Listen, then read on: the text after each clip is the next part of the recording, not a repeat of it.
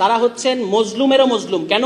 কারণ তাদেরকে শুধু হত্যা করা হয়েছে সেটাই না, এটা দীর্ঘ সময় ধরে অস্বীকার করা হয়েছে, ডিনায়ালের মধ্যে দিয়ে নিয়ে যাওয়া হয়েছে।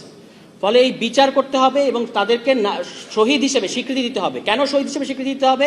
কারণ তারা একটা অন্যায়ের বিরুদ্ধে সাক্ষ্য দিচ্ছেন।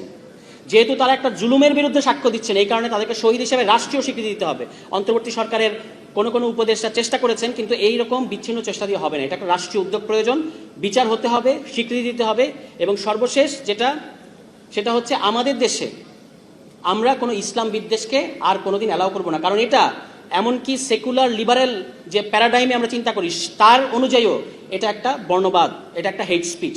কাজে হেট স্পিচ এবং মত প্রকাশের স্বাধীনতার মধ্যে যে পার্থক্য আছে এটা যেন আমরা গুলিয়ে না ফেলি। এবং ইসলাম বিদ্বেষ এটা সারা পৃথিবীর সেকুলার প্যারাডাইমের মধ্যেই একটা হেট স্পিচ হিসেবে গণ্য করা হয়।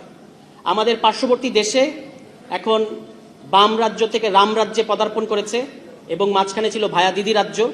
আমাদেরকে কিন্তু আমাদের রাজনৈতিক দলগুলোকে সহনশীল আচরণ করতে হবে এবং এখানে আমাদের ইসলাম বিদ্বেষ যেমন চলবে না, অন্যান্য যত ধর্মের মানুষ আছে, হিন্দু, বৌদ্ধ, খ্রিস্টান, সবাইকে নাগরিক মর্যাদা সহ নিরাপত্তা নিশ্চিত করা এবং উত্তেজনার ফাঁদে পাড়া না দেওয়া, এটা হচ্ছে আমাদের যারা আমরা রাজনীতি করি তাদের কর্তব্য, সরকারের কর্তব্য। কিন্তু একই সাথে আমাদের সীমান্তে হত্যাকাণ্ড বন্ধ করতে হবে।